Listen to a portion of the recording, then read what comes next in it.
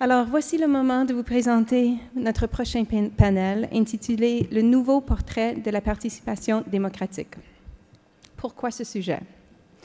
Donc, comme nous le savons tous très bien, le Canada vient de conclure l'une des plus longues campagnes électorales fédérales de son histoire. Pas moins de 30 circonscriptions fédérales ont été ajoutées depuis la dernière élection. 70% des circonscriptions, les autres circonscriptions ont vu leurs frontières redéfinies. Tout ça dans un contexte où les règles de financement des partis politiques ont changé. Ça peut sembler anodin, mais c'est bien loin de la réalité, comme on l'a vu. Cela a des enjeux vraiment importants pour notre démocratie. Alors, on a voulu mettre la loupe dessus, et qui mieux pour le faire que notre boursier Trudeau et le professeur Michael Powell. Donc, Mike était ancien boursier de la Fondation, comme je viens de le dire. C'est un professeur adjoint à la faculté de droit de l'Université d'Ottawa. Ses spécialisations, droit électoral, droit démocratique, droit constitutionnel, droit administratif. C'était un témoin expert auprès des comités de la Chambre des communes et du Sénat qui ont examiné le projet de loi sur la représentation équitable. Il a aussi œuvré auprès d'Élections Canada pour assister en 2012 la commission de délimitation des circonscriptions électorales fédérales lors de la dernière redécoupage de la carte électorale. Il me fait plaisir de vous présenter Michael Powell. Merci.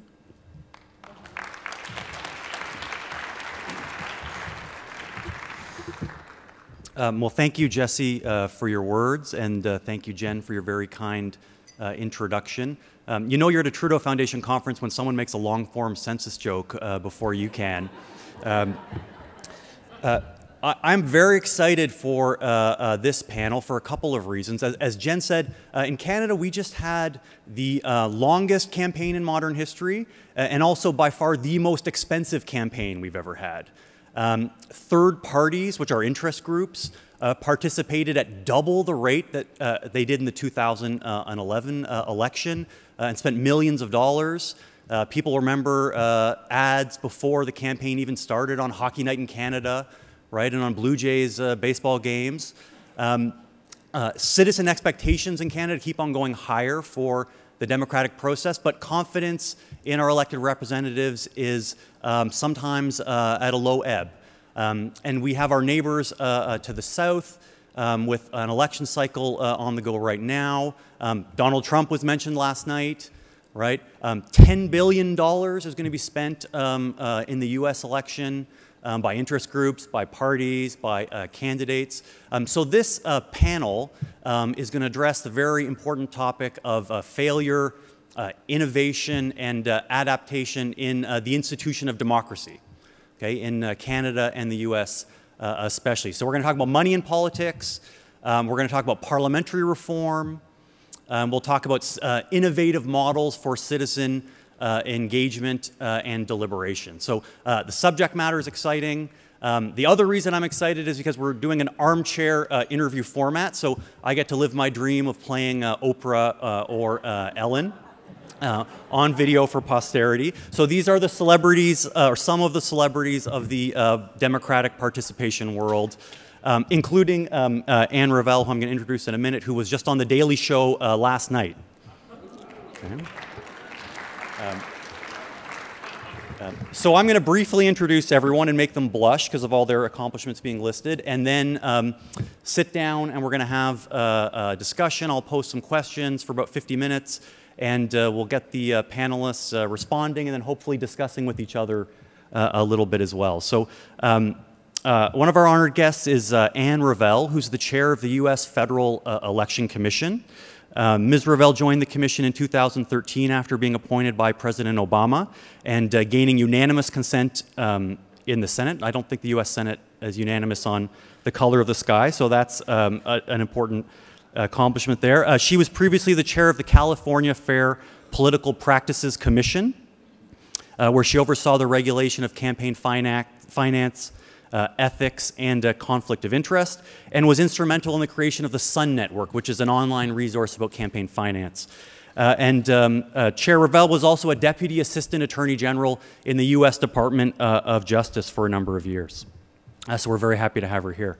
And she was on The Daily Show with Trevor Noah, so I guess maybe I'm going to do my Trevor Noah impression, where The Daily Show put to her, explain to us why the U.S. Federal Election Commission is like men's nipples. That's a true quote from the, from the show, so we're going to hear that explanation, I think, from Chair Revell. Our next guest is the Honourable Michael Chong, MP. We're very happy to have him here. Mr. Chong was first elected in 2004 for the riding of Wellington-Halton Hills, and as a cabinet minister was president of the Queen's Privy Council, Minister for Intergovernmental Affairs, and also the Minister of Sport. Prior to his career in elected politics, he was the Chief Information Officer for the National Hockey League Players Association and had various senior roles in technology. And Mr. Chong is a co-founder of the Dominion Institute, which many of you will know, and then also the moving force behind the Reform Act, which we'll discuss and has been much in the news lately. Le prochain, c'est Peter MacLeod. Peter est un des principaux spécialistes canadiens des questions liées à la participation citoyenne et à la démocratie délibérative. Il est cofondateur de MASS LBP, une société torontoise qui collabore avec les gouvernements et les sociétés d'avant-garde pour approfondir et améliorer la consultation publique et la participation citoyenne. Peter a travaillé beaucoup à propos des loteries citoyennes et aussi des groupes publics de référence. So he's been a real leader in the public engagement and participation work that's been done in Canada recently. Et aussi on a professeur Luc Turgeon, qui est mon collègue à l'Université d'Ottawa et professeur agrégé à l'École des études politiques. Luc possède un doctorat de l'Université de Toronto et une maîtrise de McGill. Ses travaux récents portent principalement sur l'opinion publique face à l'immigration et à la diversité ethnoculturelle. Puis il vient de publier 2 livres en 2014. Alors, ça vaut la peine de collaborer beaucoup avec Luc. We're very happy to have all 4 of our panelists here. So without further ado, we'll get down to asking some questions.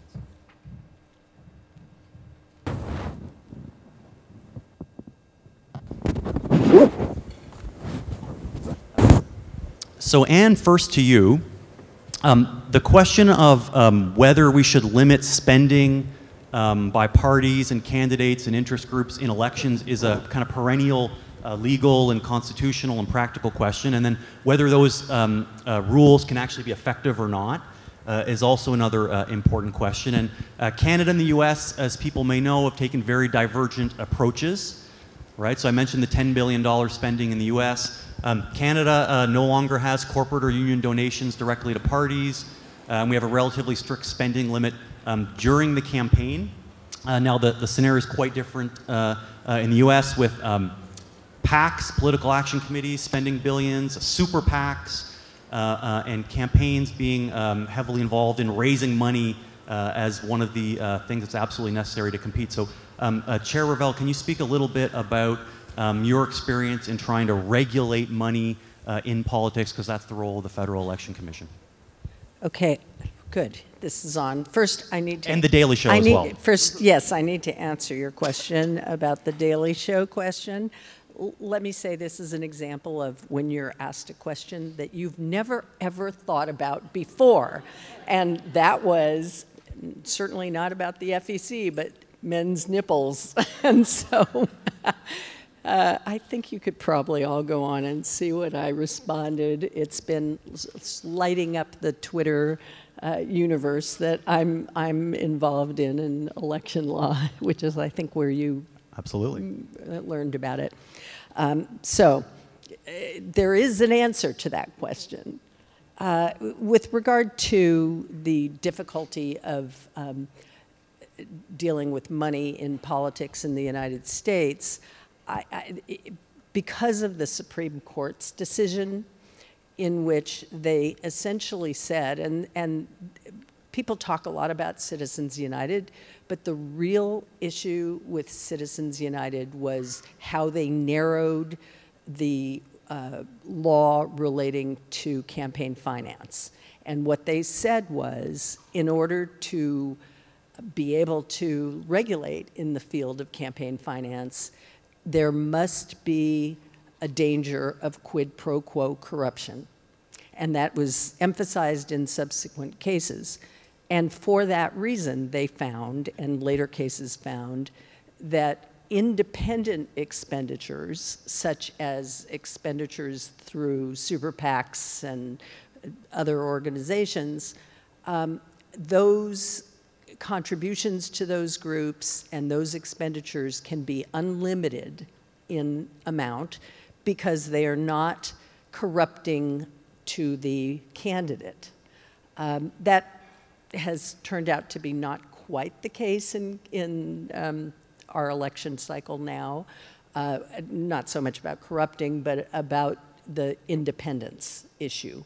And so the court essentially said, as a way to make sure that they're actually independent, there cannot be coordination between the candidate and the independent expenditures. And also the court said, well, of course, we have complete disclosure. Well, neither of those are quite true in the United States now, because there is a lot of dark money that comes from organizations that's filtered from one organization to another. And those organizations don't have to disclose their donors. And that's one way that people are able to give money in large amounts and remain anonymous.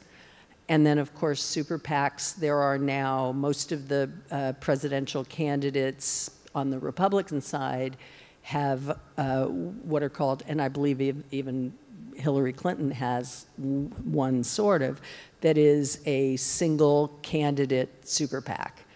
And so they are in many ways closely aligned with the candidates. Some of them actually put on campaign events for the candidates and pass out balloons and buttons and arrange everything, and then the candidate just shows up there. So it's the difficulty of enforcing, down to that, is we have a commission, if that was really the intent of your question, we have a commission that consists of 6 individuals. No more than 3 can be of one political party, and it requires 4 votes to do anything, to regulate, to enforce the law, to give advisory opinions. And we, on any issue of any major significance, can never get the 4 votes necessary because the Republicans all vote as a bloc. Right, so in terms of lessons that Canada or other countries can draw from the US, is it the amount of money that's in the system that's problematic? Is it the ability, is the lack of a nonpartisanship in the administration? What is it that's really, because Canada, we've got an egalitarian model for elections, as I kind of alluded to earlier, Supreme Court of Canada case called Harper v. Canada, but that pre-writ advertising, right, is unregulated. The role of interest groups is largely unregulated when it's before the campaign. So we might be moving in a different direction according to the 2015 election if we want to take that as a data point. So very interesting for us what lessons we can draw from the US experience. Let me say, I think that the idea that there is so much money in the system isn't the problem. I mean, it costs a lot of money to run campaigns in the United States, and anyway, there's nothing we can do about it because that's the law of the land. The problem is where the money comes from, and that gets to what we're going to discuss later. There are so many people in the United States who now believe that they do not have a voice in the electoral process because those who are wealthy have so much more power, and they can make decisions in the primaries about who's going to run and who is ultimately going to be the president or any other position. And so a lot of people have essentially dropped out. Right. We have, in the 2014 election, there were 11% fewer people who contributed to campaigns, and I actually think contributing is in many ways more important than voting. But what we have is essentially 0.25% of the population that's contributing to campaigns, and they're contributing large amounts of money. And there's a lot fewer people who are voting. In the 2014 election, which admittedly was a midterm election, but very important, only 36% of the American public came out to vote. I mean, and people say in polling, why bother? Why bother being involved? This is going to lead, I believe, to a whole group of disassociated, disaffected people in our country, which is really a big problem. Right. So you've drawn there a connection for us between the rules on money in politics and then actual citizen engagement and the so it's not just the 1%, but 1/4 of the 1% actually dictating things. So that's quite a striking number. I'd like to bring Peter in now. So you're an expert in democratic engagement and innovative models of bringing people into the public discussion. How do you feel that the role of money in Canadian politics has played? Is it helping bring people in because they can participate in interest groups and unions? Is it preventing them because the amount of money is still high even though we have a different set of rules in the US? How has it played out here? Well, I think it's very striking what you just said, Anne, that in fact contributing may be more important than voting. I guess my concern would be that today the only way then to contribute is either to staff a phone bank or provide your visa number. And I think if you look around the world, you can at least see two different kinds of political parties. Those which have become monofunction parties and those which are kind of multifunction parties. So the monofunction parties are those which increasingly view politics as a permanent campaign. And to those parties, it's all about knocking on doors and raising dollars. And that's a very limited, I think, description, even traditionally, historically, of the social function of political parties. And I think it's that. It's not so much what money is doing to people, it's what the money is doing to parties themselves. And by contrast, you can look to other countries in the world where political parties have traditionally played a much more expansive role. It might make us uncomfortable to hear this, but in exemplary democracies with great levels of accountability and transparency, political parties are involved in local service provision. You see in Scandinavia political parties that have arm's-length foundations that are involved in the provision of adult education.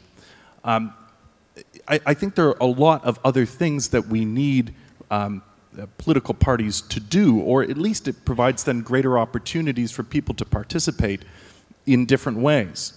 You know, in this country, there's been a little bit of discussion about the role of constituency offices and how, rather than being conduits for service provision, they could be spaces for public animation. Riva Seth wrote recently, given the Syrian refugee crisis, given all the energy that's just been put into this last campaign, wouldn't it be something for the political parties to activate their local memberships to then assist in the settlement of refugees? Similarly, I think political parties could set up social enterprises. So if part of your platform is really about, say, affordable housing, then why should we have to wait for you to get into power to see what's possible? I think there are all kinds of ways in which people would want to channel their political energies and perhaps be a part of a larger political project. But right now, the mono parties aren't asking people to do anything more. And the last point I'd conclude on is I think the US gives us such a great example of this. You know, in 2008, we had this exemplary campaign where so many tens of thousands of people were inspired to volunteer incredible amounts of time because they had a vision of electing the first African-American president of the United States. And so you had this, I would say, very multifunctional campaign where there were so many different kinds of opportunities to create it. The difficulty is that once they completed that very large task. Surprisingly, Obama or Americans for Obama or Obama for America, they didn't have anything else for their supporters to do when it came to the arguably much more complex task of actually governing, but to participate in some Twitter town halls. So I don't think it's the influence of money on people per se. I think it's the influence of money on the parties, and maybe in the subsequent discussion we can talk about what they're using that money for, which is, of course, buying television advertising. Right. So maybe I'll bring in Michael Chong there, who's our elected official on stage, been very successful, re-elected a number of times. I'm really glad Peter brought up the idea of the permanent campaign. That's familiar to people in the audience, right? The idea there's no distinction anymore between campaigning and governing. It's politics and partisanship all the time. And that's not something that's been scholars, that's not tied to one government or one party, right? That's, people have found that in the UK and Australia and Canada, in the US. So it's a general view that that's how politics is being conducted these days by scholars. Would you agree that we're in a permanent campaign, Michael? And then maybe if you could respond a bit to Peter's claims that parties need to be doing something differently to engage the people that they're accountable to. I think we're moving toward a more perpetual campaign than we have in decades past. I think that's a result of a number of factors.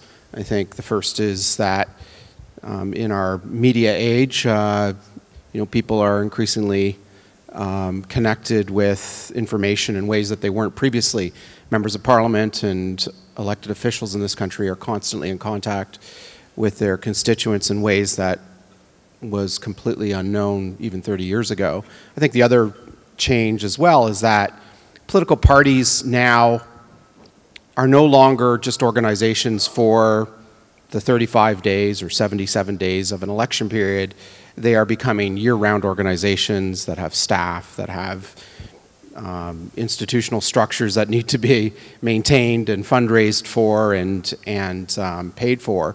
And I think as well the fact that we have fixed election dates increasingly in this country means that what was once a snap 35-day period for the election now is elongating well beyond the writ period into a 6-7 month campaign or even longer.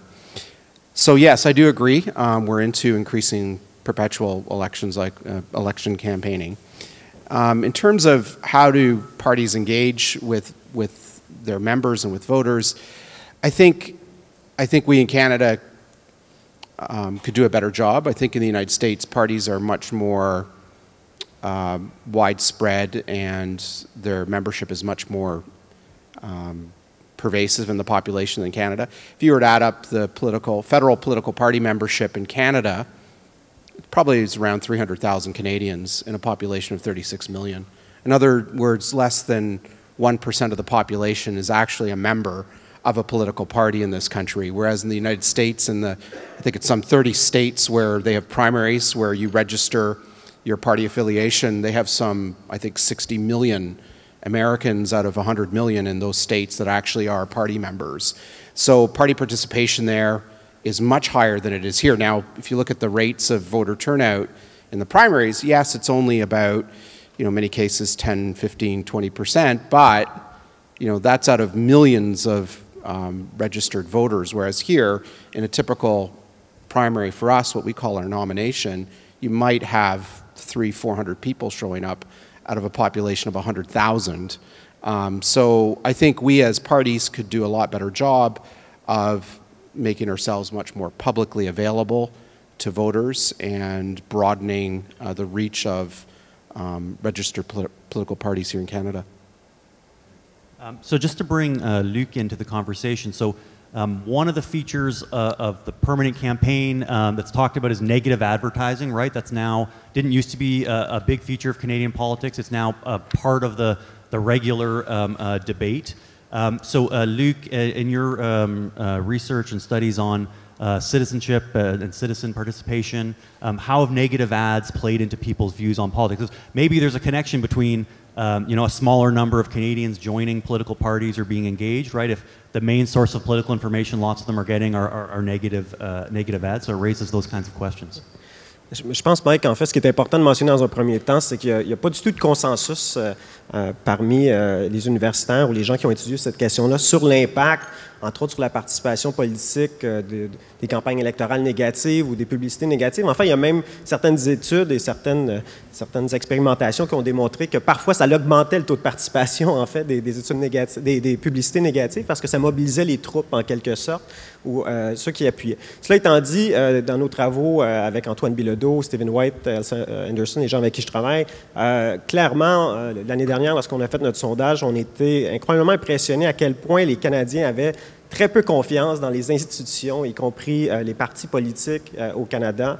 On le sait déjà, mais bien entendu, clairement, il y a un impact sur l'appréciation qu'ont les gens de la classe politique sur la montée d'un certain cynisme.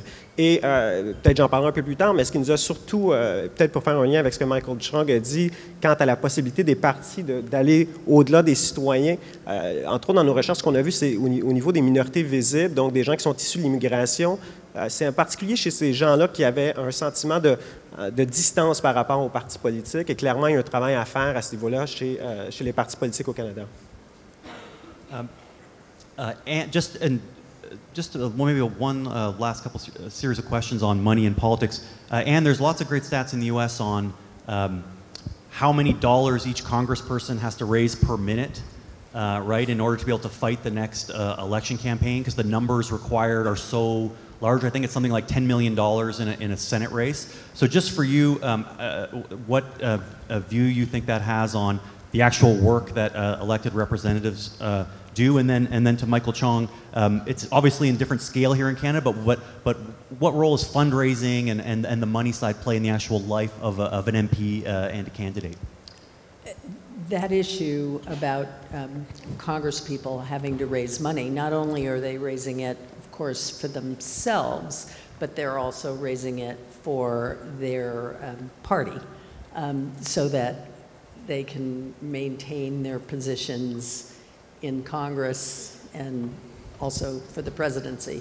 And generally, what they say about them is that they work a couple of days a week, and then the third day, they spend the entire day locked in a room, and this is previous congresspeople who have said this mainly after they leave, locked in a room having to dial for dollars, and then they go home to their home districts because a number of years ago there was a lot of criticism by the party in power of people who stayed in Congress in DC because it was too chummy. Nobody likes DC anymore. You can see this from all the candidates. But you know what? So what's happening is it has an impact on their ability to talk to one another about issues. They don't have time to actually reach consensus on questions, to get engaged in shuttle diplomacy. So that has been a really significant problem for them. And I also think it's dispiriting for a lot of the members of Congress, really, that part of their job is just that kind of fundraising that they have to be involved in. I think it's problematic for the work they do, and people have said that it increases polarization. Right. So, and Michael, so does your staff lock you in a room every Wednesday and make you dial for dollars? No, they don't.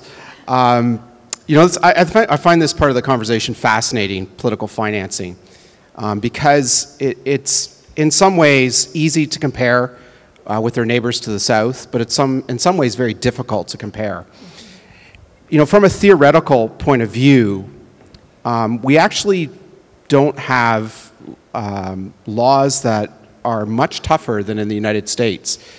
Most of the restrictions on political financing in this country apply only to the 35 or 40 or 50-day writ period.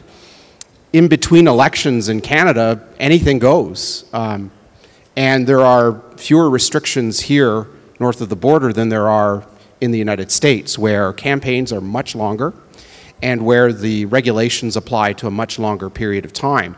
So that's in theory. Now in practice, we haven't had that phenomena yet here in Canada, where in between elections we have huge third-party money advertising and private sector advertising and huge sums of money. But we could have that happen here, and it would be very difficult for a government here to restrict that kind of behavior because of the protection of freedom of expression guaranteed under the Charter of Rights and Freedoms. The other interesting thing, though, is when it comes to the gobs of money that are spent in the United States on senatorial campaigns, for example, we also have to remember that in a state like California, a senator represents 18 million people. And so those campaigns cost a lot of money for a reason. There are huge constituencies down there. Here, a typical member of parliament represents 115,000 citizens. You know, the typical member of the House of Representatives of the United States is representing almost 3/4 citizens. So the scale down there is much bigger. They have elections every 2 years in the lower house. So it's just it's a very different system. There is, you know, I think the one thing we do well here that I think has had a measurable impact on policymaking here in Ottawa is the ban on corporate and union donations to political parties, to candidates for election, to leadership contests, and during the 35 or more days of the election period. I think that has had a huge change in the way business is conducted in Ottawa, and has at the very minimum eliminated the appearance of a conflict of interest between policymaking and the people who fund our parties and candidates. So one of the reasons this panel is very timely, I don't know if people, I know everybody's paying attention, so they're not following the news, but the Minister of Democratic Reform had her, or Democratic Institutions, excuse me, had her mandate letter released just within the last hour. And one of the things that was in the current government's platform in the election, and which is now in the mandate letter, is to look at whether there's a need to change the amounts of money that can be spent during the campaign, but also potentially in between campaigns. So maybe regulating some of the pre-writ spending. So I agree we haven't had the huge numbers in the US, but people remember the Harper PAC, right? The Harper Political Action Committee was short-lived. There was a group called Engage Canada on the left. The Public Service Alliance of Canada spent about $3 million in the last election, all before the election started. So just quickly before we move on to the next topic, whether anyone wants to jump in on, should we have restrictions on spending by parties or interest groups before the campaign starts? Is that bad for participation, or is that actually helping ensure the level playing field that we thought we had in Canada? Well, I think it's tough to answer that question. It's really going to be a trade-off between protections of our fundamental freedoms of expression as guaranteed in our Charter of Rights and Freedoms, and the need to ensure that, you know, somebody can't unduly influence the political process through, you know, hundreds of millions of dollars or more of money. So where that line is, I don't know. It's a debate we're going to have. Right, in Parliament. So yeah, Peter, and then Anne wants to jump in. And it is clearly a debate that's coming our way. I think it is important, though, just to recall, what are we spending the money on? It's not the bunting and the T-shirts. It's television, right? And it's interesting to look at voter turnout rates in countries where political advertising during campaigns is banned. It may be more instructive to look to the UK, where in fact political parties have long been prohibited from advertising on television. They spent about the same amount in their last election as we just spent in our recent campaign. And of course they have twice the population, so per capita they're spending half the money.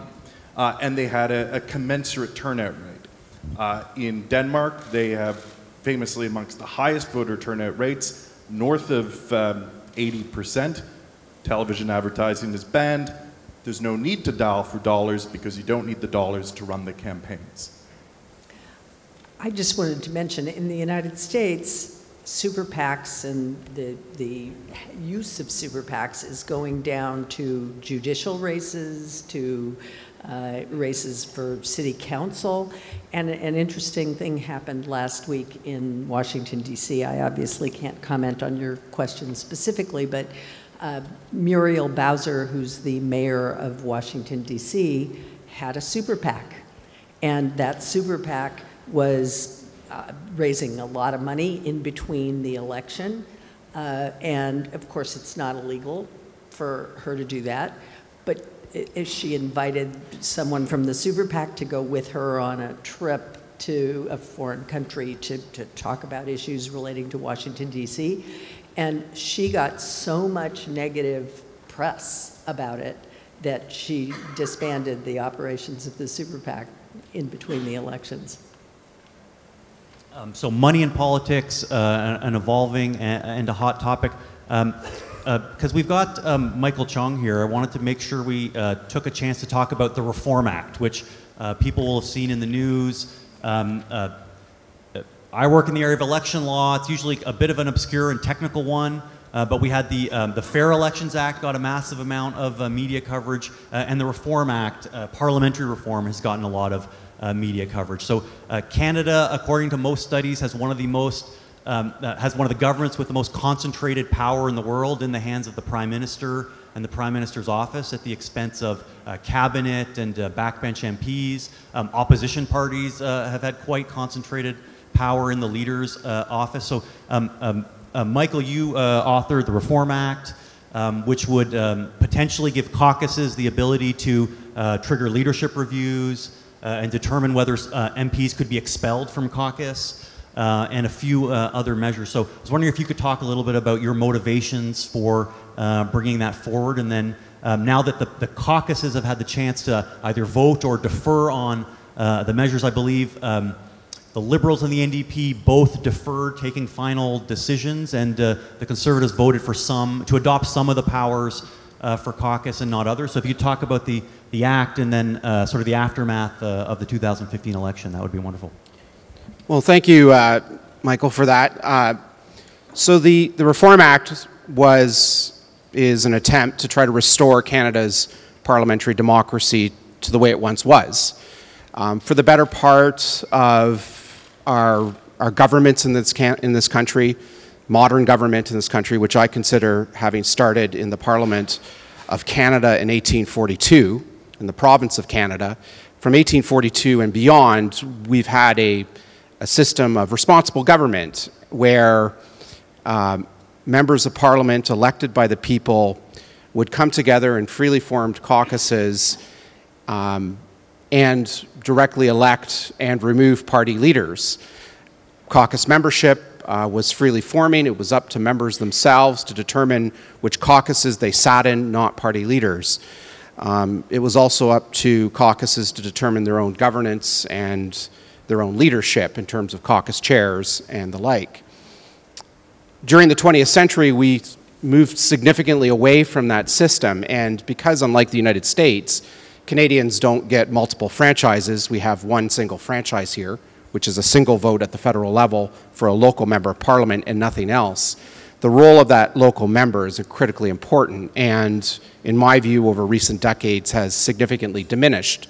And the powers that MPs once had to directly elect and remove party leaders, including the Prime Minister, to directly elect and remove caucus chairs, to directly determine themselves the membership of caucuses, were powers that they had lost during the 20th century. So the Reform Act was an attempt to restore these powers to elected members of Parliament, and it did so through 4 rules that were to be voted on at the first meeting of elected members of Parliament after a general election. And the 4 rules concern who gets to expel a caucus member from the party, secondly, who gets to elect the caucus chair, third, the formal rules for the review and removal of a party leader, and finally, the secret ballot election of an interim leader in the event that the leader is removed, resigns, dies, or becomes incapacitated. So the bill came into force just after this general election. I can't really speak to what's happened in the 2 other recognized party caucuses in the House of Commons, the New Democrats or the Liberals, but I can speak to what happened in the Conservative Party caucus. 2 of the 4 rules were adopted, and a 3rd rule was modified and adopted. So For the first time in generations, the party leader of the Conservative Party no longer determines who is a Conservative member of Parliament. That's now up to the caucus as a whole. And so the Conservative caucus has returned to being a freely formed association of Conservative members of Parliament that now determine their own membership rather than the party leader. Second change is that the caucus chair is now elected and can be removed during this Parliament through a mechanism of elected Conservative members of Parliament. And the third change is that for the first time, the interim leader of the party was elected on a secret ballot vote by MPs and senators. That's Rona Ambrose, and she's now the interim leader. She was elected by secret preferential ballot. There were 7 candidates that presented themselves.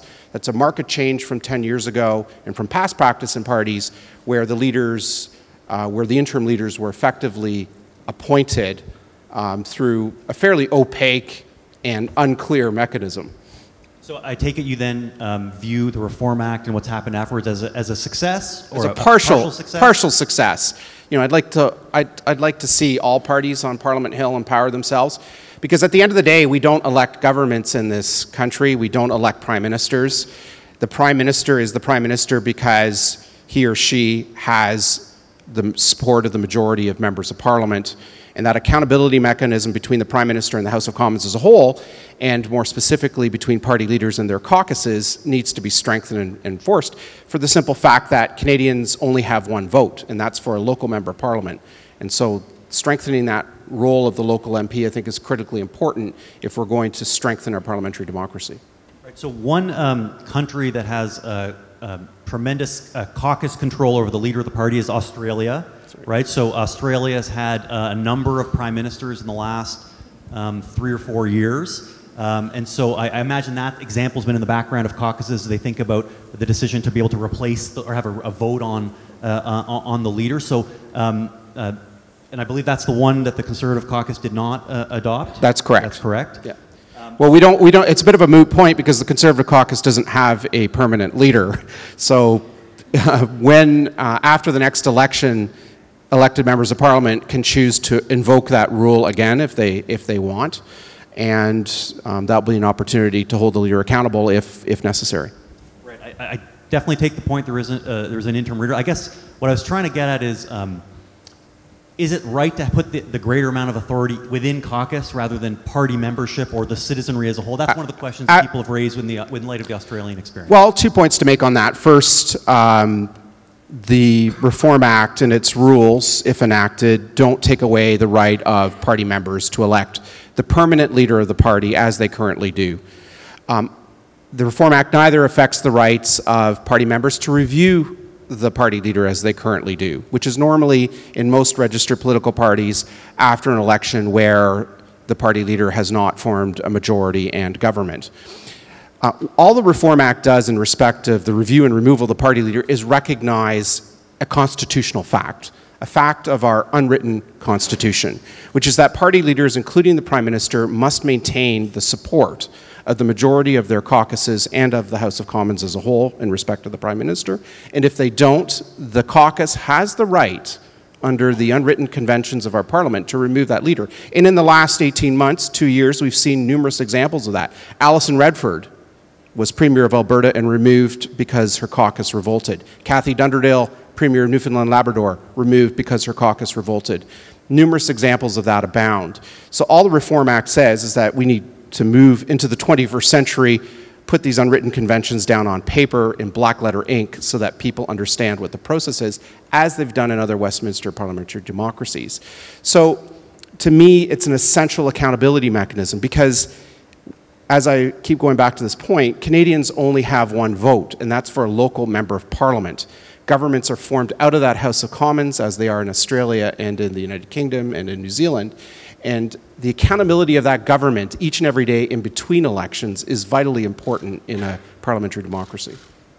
So if I can bring Peter in there, you've worked with governments of all stripes and members of Parliament on innovative ways to engage voters and citizens. So I guess the question is, should we be focusing on parliamentary reform? Is there something deeper we need to do to we've got a whole new crop of MPs, right, who are in Ottawa, a lot of them living in the Chateau Laurier until they find permanent apartments. Right, so what would you tell them that needs to happen? Is it about adopting the powers in the Reform Act? Is it about other sets of authority? Is it about new ways of engaging with citizens? I suppose it's some combination of all of the above. Yeah, I mean, it's a yes and there certainly are a number of MPs floating around the hotel. I ran into our Minister of Finance last night. You know, I guess there's a great piece in the New Yorker right now that I recommend to anyone about polling and its effect. And, you know, it's a full credit to what you've done with the Reform Act, and I think it is important, and it does recognize some important but forgotten constitutional conventions in this country. Similarly, in the 20th century, we've really come to have a very distorted view of exactly what the public is. And I kind of take an old school Walter Lippmann view that the public itself is a necessary fiction. We could take this room or a larger room in Ottawa and say, bring in the public. Well, how do you know when the public has actually arrived? Yet we use it constantly as this kind of noun, and we invoke it as though it's a thing when in fact it's a phantom. I think public makes a much better adjective, because while I can't point to a public, I know when something is public-minded or public-spirited. And in that sense, the public is an emergent quality. And it's one that we structure, we bring into being. And it's why I became oddly fascinated by the role and advent of constituency offices a number of years ago in this country, which were arguably one of the most significant democratic innovations and reforms to our parliamentary system. And it occurred without so much as a debate in the House of Commons, but it was because people like Flora MacDonald or Ed Broadbent felt the need to stay more in touch with people, and they saw these as being the sort of local end of Parliament where they could do dialogue and kind of community animation, and it was much more about cultural production of some kind. And I guess that the point I'd end on is that it's not only how we see the public, but it's also how parliamentarians see themselves.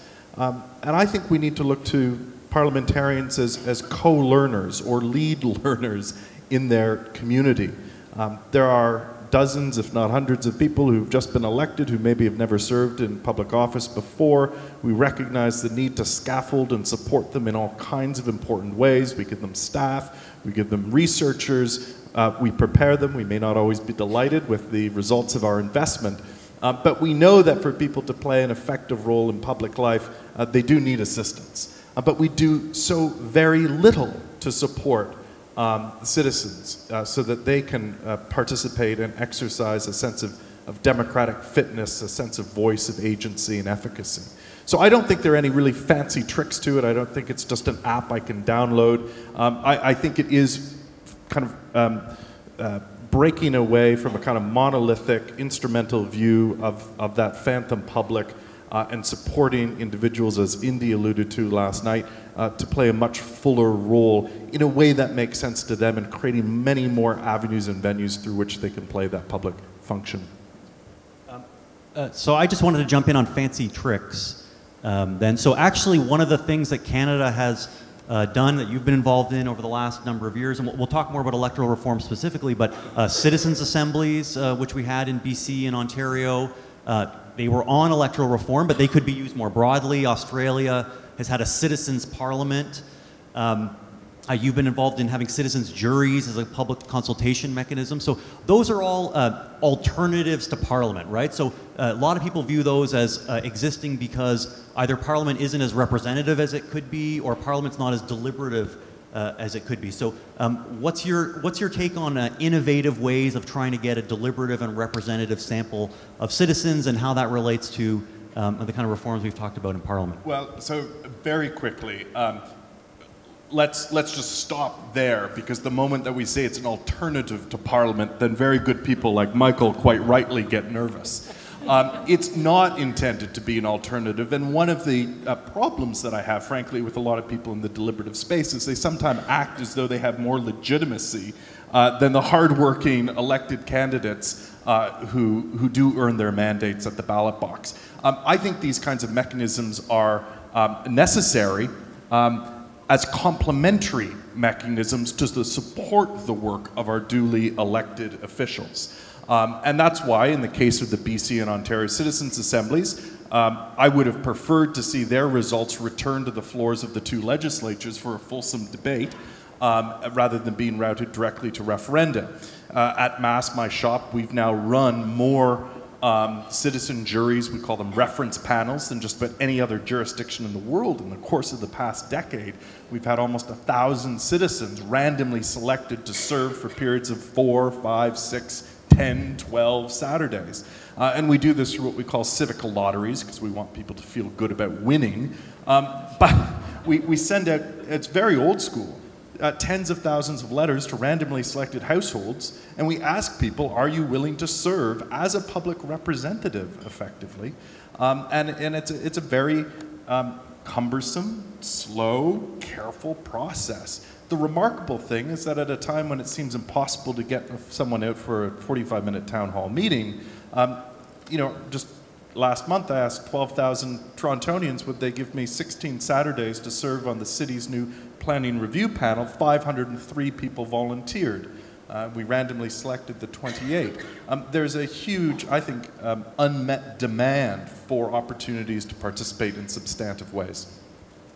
So I want to bring Luc in here. He's done some really, along with his colleague Antoine Bilodeau, some very interesting and provocative research on minority participation in politics and youth participation. So Peter's given us a bit of a good news story, right? That citizens want to be engaged in these deliberative processes if they're given the opportunity, if they're asked. And some of your research has shown actually just even on the basic marker of whether people will vote or not. So 2015 Canadian election had a good news story as well, right? Voter turnout went up, but we're at risk of having long-term disengagement by youth, and then also especially by visible minority and recent immigrants. So if you could share some of that research with the panel, or with the audience, please. Yeah, I mean, I think there's generally cause for pessimism, but also some causes for optimism. I think what we found, I mean, there's been a number of studies before showing that we look especially at sort of first and second generation immigrants in Canada of visible minority background.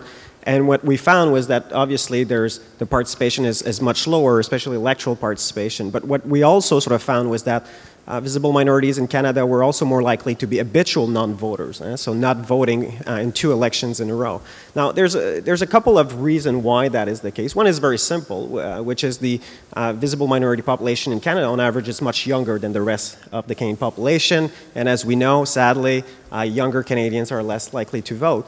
Now, there's also another important factor, and this is where I think there's some cause for optimism, which is the fact that this is really something we see for first-generation visible minority within the first 10 years of them arriving in Canada. That's where there's a huge gap. So clearly there's a learning curve for immigrants when they first come to Canada. And then when we see when they've come to Canada after more than 10 years, there's less, the gap narrows significantly. Now, where I think there's actually some cause for pessimism is with regard to low-income visible minorities in Canada.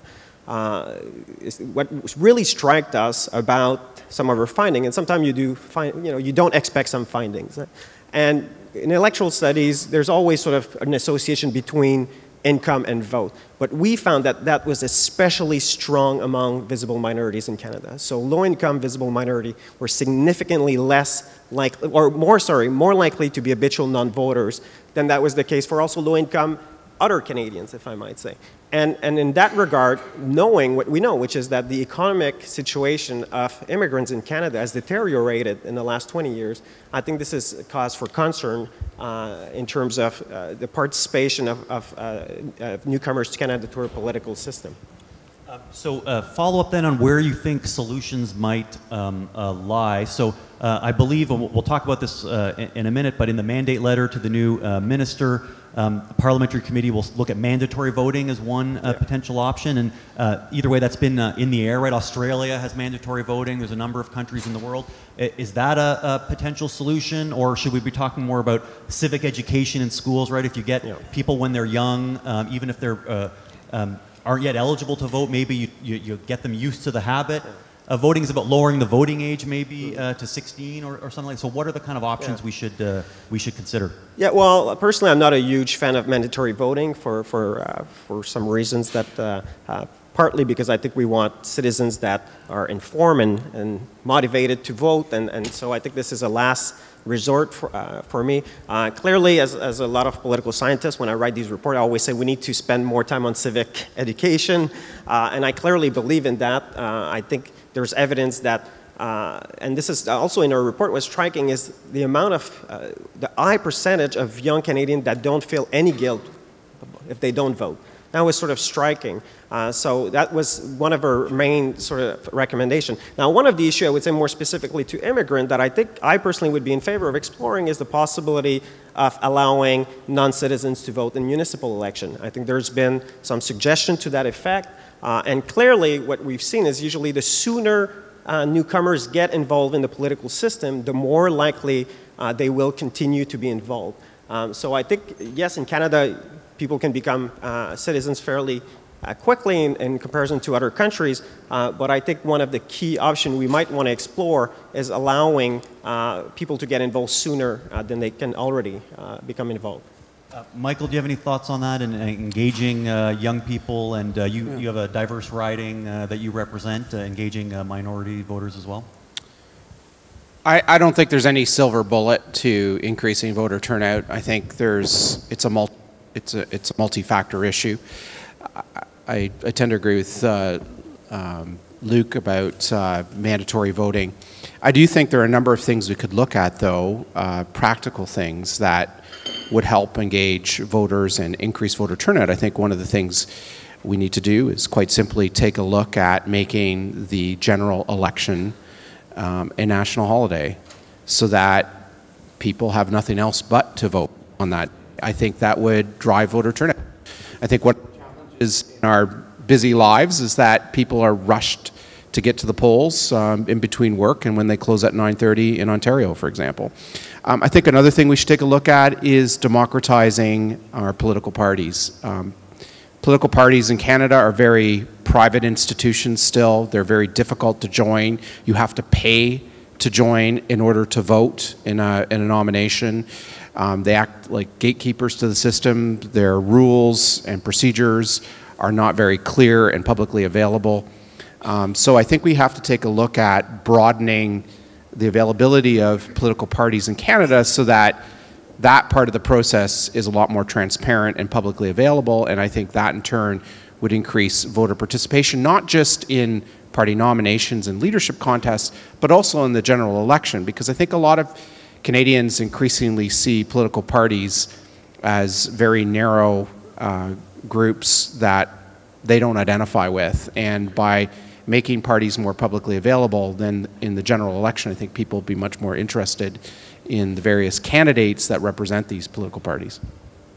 I took my 2-year-old daughter, who's actually come to about 3 or 4 Trudeau Foundation events, so she's a veteran of these, and they gave her a cookie at the polling station. So now every couple of days she asks when we can go vote again. So we might want to consider that as a strategy. Get them young.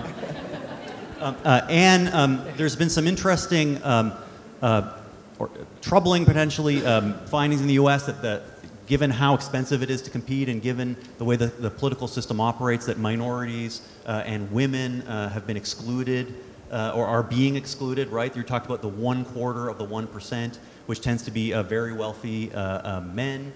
So can you talk a little about how minority participation has played out given your role regulating money in politics in the U.S.? Right.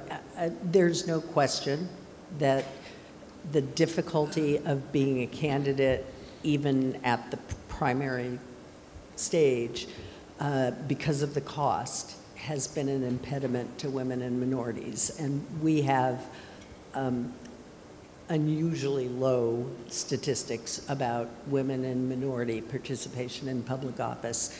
The 90% of the elected officials at all levels of government in the United States are white men, which is kind of shocking when you consider 55% of the voters are women.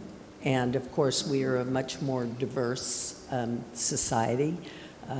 My home state, California, has 51% Latinos, but the elected officials do not represent that society. And I think that when you look at super PACs are primarily run, I mean, there was an article in the New York Times a couple of weeks ago about the 158 families and family businesses, primarily run by white males, that have given a half of the money that's been given in the Republican primary this year. So those super PACs that are primarily white male give to white men. The number of women who are in that inner circle of the high volume, big money donors is negligible, 1 or 2. And women in general, about 30%, contribute to campaigns. And I think that it creates a disincentive for both women and minorities to even run. Because once they run, once they get into the race and they start going after small donors and the like, they tend to do as well as other candidates. Underlying a lot of these issues we've been talking about, minority representation and participation, the role of money, parliamentary reform, is the electoral system. So just as our last topic before we start taking questions from the audience, the current government's platform committed that to this being the final election, the one in October, under the existing first-past-the-post system, and that there will be a parliamentary committee that will study potentially the ranked ballot, proportional representation, online voting, which we haven't talked about yet, and mandatory voting, and would report within 18 months. Okay, so we have a timeline. So there's both process and substance questions that come out of that. So I'll go to Michael first. Changing the electoral system is a big deal. Right, in Ontario and BC, there were referenda, there were citizens' assemblies when the provinces looked at changing the electoral system. What does a fair process look like to you? Does it need to be a referendum? What would the membership on a parliamentary committee look like? What should citizens expect from a process that's considering these big, important issues? Well, first off, I think a committee that is formed, whether it's 10 members of parliament or 12 members of parliament, should be a committee that is voted in by members of parliament. A committee selected by Canada's 338 MPs in each of the respective caucuses in the House of Commons, rather than a committee appointed by the 3 party leaders in the House of Commons. Because if you have a committee that is appointed by the 3 party leaders, well, in effect, the party leaders are going to control the outcome of that committee. So I think that's very important, that the standing committee be selected by their peers in the House of Commons rather than appointed by the 3 party leaders. In terms of whether or not we should have a referendum, I think if the reform is significant, such as proportional representation, I think the political precedent has been set that it needs to be put to the people. We saw that in 3 provinces, I believe, in this country, where it was put to the people in the province of Ontario in 2007, subsequently to the people of British Columbia, and I also believe it was put to a referendum in Prince Edward Island.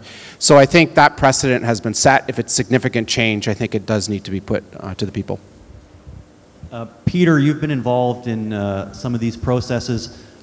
It's hard to win a referendum on any topic. So there's been some discussion in the media that if there is a referendum on a move to the ranked ballot or proportional representation, that will be the equivalent to not having reform, just given how difficult it is to get 50% plus one, or a higher number if that's what's required. So would you agree with that statement? Do you think a referendum is the way to go, or does that mean reform that's potentially needed won't happen? Yeah, I would agree with Michael. I think the precedent has been established in this country.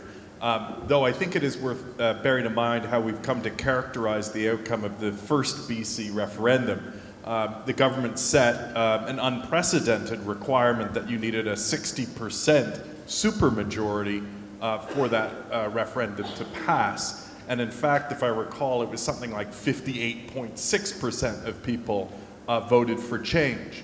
And that's striking, given that the BC government was re-elected to a majority with something like 42% of the vote. So the government got a majority, the referendum failed. That may be worth rethinking. It's also important to recall the experience of New Zealand, which did use 2 referenda in order to ultimately adopt mixed member proportional. And they carefully staged the process, not because they were trying to guarantee a win, but because they thought about what would be required. And so the first referendum wasn't which electoral system do you prefer, it's whether you support change and whether you are sanctioning the government to then go and complete what was, I think, a 2-year process to develop and educate the public fully about that second option. They received a strong endorsement to investigate change, and in the second referendum, with the caveat that there would be a third ballot 10 years later as to whether you wanted to revert to the first past the post system, New Zealanders supported the change. So if we are to use referenda, then I think we have to be much more thoughtful about how they're employed. Luke, you've been actively engaged in talking about youth voting and minority voting. Is internet voting one way forward? Is proportional representation, which tends to have better representation rates for minorities and women, is that a way forward? What system in terms of substance appeals to you given your research? Well, obviously, I'm a card-carrying member of the Ivory Tower, so I'm in favor of electoral reform, since some of our politicians often said that only academics are interested in electoral reform. I think that being said, I must say internet voting, Mike, is an issue I haven't given much thought. But in terms of electoral system, I work on sort of minority representation, and I think our system has, to an extent, as a mixed record when it comes to minorities. On the one end, I think your own work, for example, with Suji Chowdhury shows that minority votes has been diluted in Canada because visible minority tend to overwhelmingly live in cities which are underrepresented in their parliament. On the other end, also, we know that minorities are underrepresented in parliament currently, although things have improved at the last election. Now, that being said, there are also some good aspects for minorities about our current system. And I think my colleague, Phil Tredafopoulos, always make that argument, and I think it's a convincing one, that because of the territorial concentration of immigrant groups in Canada, parties have to pay close attention to minorities because it can make the difference between majority or minority government and even be elected or not increasingly. And also, we haven't had sort of extremist party that we might find in other countries that have sort of pure proportional representation. Now, at the end of the day, I'm still personally sort of a proponent of the mixed member plurality system. I'm very pessimistic that it will... Which was defeated in Ontario. Yes, I'm still crying every day about that. And I'm very, I'm very pessimistic about whether it will be adopted or not, because I think people are used to our current system. But I think it can have significant advantages, including increasing turnout. We know that turnout is higher in system that have a form of proportionality, potentially in terms of representation, certainly in terms of representation of women. I mean, it's maybe evidence is not as clear for other minorities, but I think clearly parties could make effort. But at the end of the day, in terms of representation, electoral system, yes, it's important. Yes, academics, we pay a lot of attention to electoral system. But ultimately, I think in terms of representation of diverse group, a lot of responsibility is with the political parties and making sure that they try to attract candidates from from all walk of life in Canada. Okay, so just before we move to questions, I just want to do one last round, starting with Anne. I know you don't want to comment on Canadian politics, but reforms to your system or other systems, because you've got a lot of experience with what people do around there. What other reform would you like to see, or what last kind of suggestion would you want to leave in the audience's mind for how we can keep on improving and adapting and innovating? Well, a lot has been made of, and I think it was mentioned here today about President Obama, who was able in 2008 to get a lot of small donors, and he did. He had a lot of excitement about it. He didn't get those people in 2012, and it's really difficult, although, you know, Bernie Sanders is running now on solely small donors pretty much. So I think that the real reform would be an expansion of small donor matches. The federal system does have a public financing system, but nobody uses it. In fact, President Obama was the first one to stop using it because the amount of money wasn't sufficient, and he knew he could raise a lot more money, which he raised not just from small donors, but also from very big donors as well. So I think that is one potential, but people don't feel too excited about public financing in the United States. So I think there has to be some kind of small donor match. Anyway, what it does is it forces candidates to go out and reach out to people and try to actually represent the people that they represent. And talk to those people. Right. So the financing system has an impact on engagement? That's right. Right. Luc, last thoughts? Oui, rapidement, parce que j'ai déjà parlé beaucoup des réformes que je souhaiterais voir adoptées, entre autres au niveau de notre système électoral, de la participation des non-citoyens au niveau local, et également mettre l'accent sur l'importance des partis politiques. Je pense qu'on ne parle pas assez souvent des partis politiques et du rôle qu'ils ont pour contribuer à attirer non seulement des candidats de différents milieux, mais également pour promouvoir la participation politique. Je vois mon ami Mark Jarvis qui est dans la salle, donc bien entendu, il faudrait prendre en considération toutes les réformes que Mark propose dans son excellent livre « Democratizing the Constitution ». Mais sinon, essentiellement, je crois que j'ai déjà mentionné la plupart des réformes que je voudrais voir adoptées. Mais aussi, maybe one last thing I'd like to say, I'll say it in English actually, is yeah, my French might be too fast. I'm actually, I mean, I think we have a new government, and I understand some people are very happy. But the day, you know, the last few years I've studied attitudes toward immigration in Canada and minorities, and the last day I wake up with some headline that says things like Canada rejected xenophobia. I mean, there was an article in the National Post about that. And Canada is back. So I think my last comment would be I want us not to be complacent.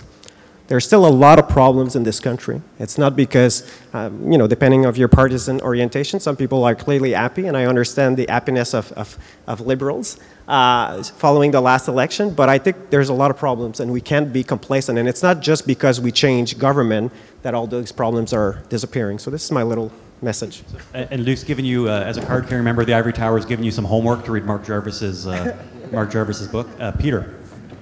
Well, I mean, of course, because it's the mission at Mass, we want to see that every Canadian has the opportunity to contribute in a very substantive way to policy making at least once in their life. There's a great book by John Gastel where he shows that even the experience of serving on a U.S. jury, and it would be hard to imagine a more dispiriting civic duty perhaps than that, nevertheless then go on to become more active and engaged in their communities, and there's a strong correlation with higher rates of volunteerism. So yeah, lower the voting age and definitely a voting holiday, but I think there's room for much more creativity in how we engage citizens. The last thing is a wild card, I'd say, this is a funny thing to say, I want parties that throw really great parties. I want parties to recall their social function, and it's so foreign now and so almost icky to think, why would I want to go to an NDP or Liberal? No.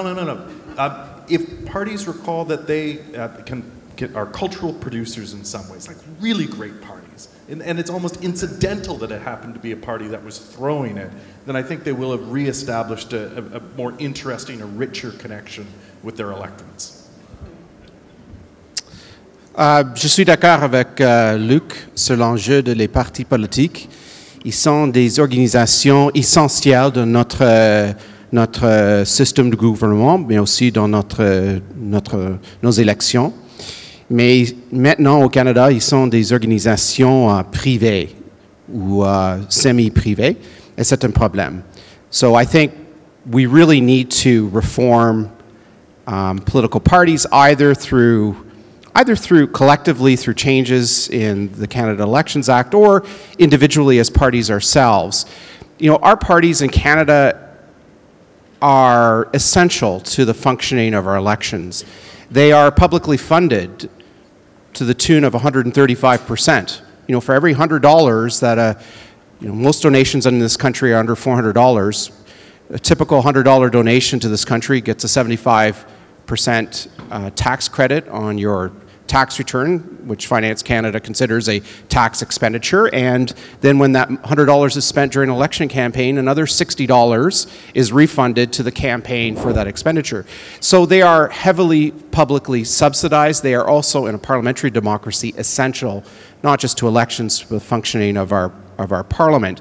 But yet they still operate largely as 19th century political parties. They're very private. They're very difficult to join.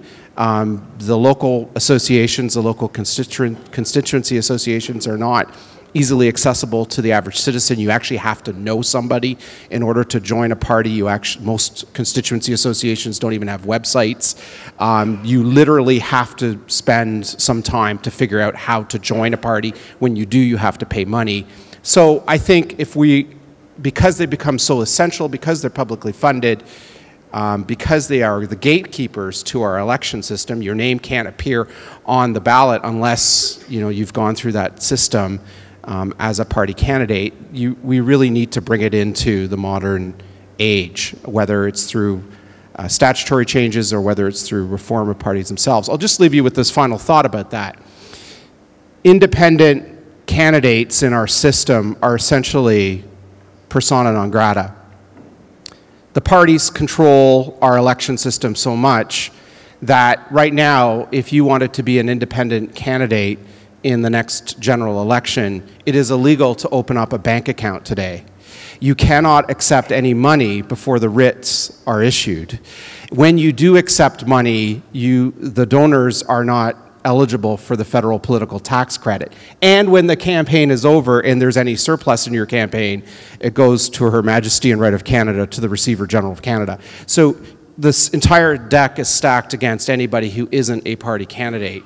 And for that reason, I think parties need to be a lot more publicly open and transparent. Some fantastic food for a thought. I said I'd play Oprah, so I haven't done my floor. So a car for you and a car for you. But I hope we're going to have everybody's going to have the opportunity to ask further questions of our panelists in the breakout sessions, right? Which we've got a group of going on immediately after. We've got a few minutes left, so if anybody's got any questions they want to pose to the panel, I can run down. We don't have microphones set up, but I can run down and provide some.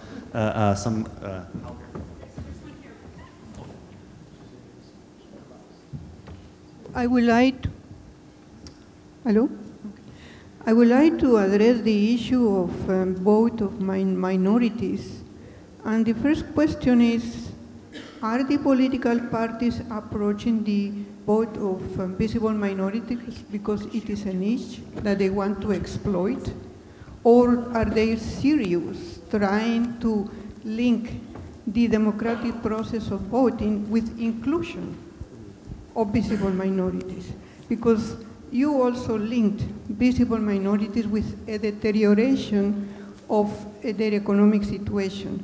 So white people sometimes cannot vote. They have 3 or 4 jobs to survive, so they cannot go and vote. Why women cannot vote? They may were from Somalia, have 7 children, and there are no systems in place for them to have in the community some process to take the children when they go to vote. The other problem is a divisive election process where minorities, visible minorities, are used for the picture, but not used between elections to improve the situation. So, and then the question that was posed in the last elections, who is a real Canadian? So then a friend of mine asked me the other day, I want to meet and have a group discussion why, after 20 years in being in Canada, I don't feel Canadian. So is this discussion in this conference about listening to the voice of people? Have those research about what visible minority people don't vote, ask them what they need in order to vote, what they need in order to feel they are real Canadians. Thank you. Luc? Yeah, I mean, well, I think it was a question and a comment, and I would agree with the comment. And especially some other studies that some colleagues have done, I found that it's especially the case that participation is lower, especially among women that are visible minorities. But maybe to link to some other aspect of our research, one of the things we found, and I think that applies, and I was reminded of that last night when Caitlin Tolley was talking about having a dialogue in Canada and the sort of hope around that. One of the main thing we found we did some other study as feeling of belonging in Canada. And one of the most important thing that we found is people had strong sense of belonging in Canada because they expected their economic situation to get better. And if those economic outcomes don't improve in the long term, I think we'll see sort of, Canadians often say what's exceptional about Canada is a very strong attachment of immigrants to Canada in comparison to other countries. But I think this is at risk right now, especially if those economic outcomes continue to be sort of problematic as they've been in the last 15 years, for example. So I would only tend to agree with you that in the long term what we need is also broader structural changes that will sort of increase or improve, those socioeconomic outcomes. Yeah, could I add to that? I think we've talked a bit about minority representation and participation in federal politics in Canada and in the United States. I think the picture is a little more nuanced than simply saying that visible minorities participate at lower rates in Canada and in the United States. I think you actually have to break down the numbers. And you actually see that, for example, in Canada, Canadians of Sikh descent actually participate at much higher rates. In this most recent general election, the number of Canadians of Sikh descent elected to the House of Commons overrepresents their numbers in the population, whereas that's not true for Canadians of other visible minority groups. If you look at the United States, Black Americans, African Americans tend to participate at higher rates in the electoral, in voter turnout than do Latino Americans. So it's not a black and white picture about, it's more nuanced when you actually break the numbers down. And so, I think we have to actually get into more research and more data to truly understand why is it that, certain South Asian groups participate at higher rates than other groups in this country to truly understand where the solutions lie. Thank you. So our next question, please. Hi. So under the Harper government, we saw this unprecedented amount of money that went into advertising that blurred the lines between partisan and government advertising. And I'm just wondering, we have organizations like Engage Canada that came about. How else would you recommend that we level the playing field when an incumbent government has that kind of advantage over other citizens that would like to have their voices heard? Well, that's been a long question in not just federal but provincial politics. I know in the province of Ontario there's a similar debate that's going on in terms of where the lines are for government advertising. But look, we have Treasury Board, we have deputy ministers, we have the PCO, and I think the rules need to be upheld, they need to be clear, and I think that's the way to proceed. There's always going to be a gray area because obviously the government's advertising is going to coincide with the government and the House of Commons and specifically the Cabinet and Prime Minister and their wishes as to how they like things presented. Anybody else want to jump in? Hi, thanks very much for this presentation. My name's Addy. I'm a law student at the University of Ottawa, so really cool to see you here, Professor Michael Powell. Why aren't you in class right now? My question actually to Peter MacLeod is, I conveniently ignored that question, to what extent do you think constituency offices can be viewed as public service? Is there a partisan color to them? And does that, in my experience having worked in a constituency office, one of the pitfalls of constituency offices is if you're a member of parliament that is not in government, oftentimes you can face problems in helping your constituents, which is not to say that that is the case for all constituency offices, but some do face that problem. My question for Michael Chong is, I don't know if you already talked about this, but should party leaders be able to veto candidates that have been nominated locally? And also, on the question of referendums, this government got elected with the mandate to change the electoral system. Would you agree that this election itself was the referendum on that question? Thanks. So we're almost out of time. We've got two people who want, so can we just get two very quick questions and then we'll take them all at once? I just wanted to ask if the members of the panel have a preferred system that would be the alternative to the first past the post electoral system. I think one of the reasons why these referenda fail is many Canadians don't want to get into a situation such as they have in Israel or in Italy, where you have minority parties that end up with the balance of power. Thank you, and then the last question. Okay, I'll try and make it really quick, but Professor Michael Powell, you mentioned that Canada has one of the highest concentrations of power in the executive board in the world. And a lot of people in the media, I've heard a lot of talk about how this is Harper, like Harper has concentrated the power. But from what I understand, it's a process that started a long time ago. So I was wondering if from any of the panelists, if you thought that there's hope for change in the concentration of power under the new government, or if this is something that is deeply rooted in the way that our political institutions are created, and if so, I guess, what are some of the political institutions that allow for this concentration of power? Okay, so Anne, do you have anything? You're gonna, Luc. I'll just answer quickly on the electoral reform. Nothing drives me more crazy than having journalists every time say the word Israel and Italy when talking about electoral reform. It just drives me crazy because there's these little countries called Scandinavian countries that have PR, and they're fairly stable, actually. And they do fairly well. So it all depends. But I don't think anyone would advocate a pure proportional representation in Canada, a country as large as Canada. And I think personally, I'm a supporter of the mixed member plurality system because it would we would keep a form of local representation and local ridings, and we would just have some form of compensation to allow for more a better representation, if you want.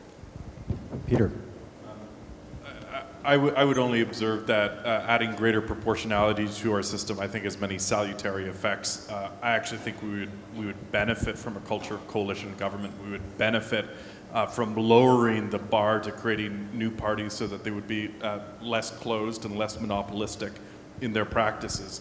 On the subject of constituency offices, just very, very quickly, part of it is wrapped up in history, and you'll appreciate that there's a very strong inclination amongst MPs to be as helpful as possible to their constituents. And when service pathways aren't well developed amongst our different ministries, then you end up being the kind of backstop to everything that goes wrong. I think it's the case that the advent of Service Canada and the digitization of many government services has probably lowered the amount of pressure that was definitely building up in the 80s and 90s on these offices. That said, I think few MPs, with some notable exceptions, have really made the greatest creative use of the funds that they receive, where they can co-locate with other services, possibly other representatives. There was one late and storied MP in Fredericton, he would use his franking privileges not to send around kind of empty newsletters touting the sort of government's line, but he would send around a notice that someone was coming to speak at UNB, and he'd organize that same speaker to attend the church hall or library, and he would stage a public conversation. And then the next time his newsletter came out, he would give an account of the discussion that was had. And quite notably, he didn't stand at the front at the podium. He always sat at the back and would introduce the night from the back of the room. And there was just something very, I think, wholesome about that approach. And it was also incredibly popular. He packed the houses because I think it's a sad thing, but we often fail to give enough credit to people for in fact being much more curious about the way the world works and the way government works than we might assume. Last word to you, Michael. Well, I'll try to address a couple of the questions in respect of alternative voting systems and whether party leaders should have the approval to approve party candidates.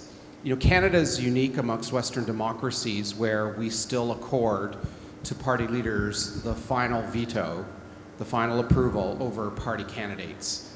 And that's still the practice in Canada today amongst all political parties.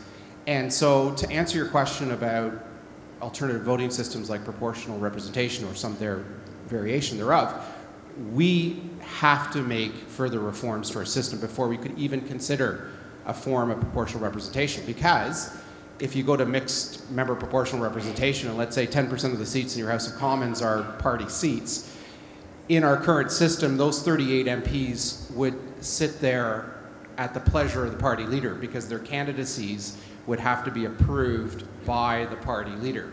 Essentially they become 38 proxy votes for the three party leaders on the floor of the House of Commons, and that has to change before we could even consider a system like that. So to answer another question here, which is, do I think party leaders should be stripped of the right to approve or veto party candidates? Absolutely. We're long past the time where party leaders should have that kind of say in local democratic selection. Great. So we're out of time. I hope you'll all agree that was informative and it had a great breadth of discussion. So please join me in thanking the panelists for their expertise.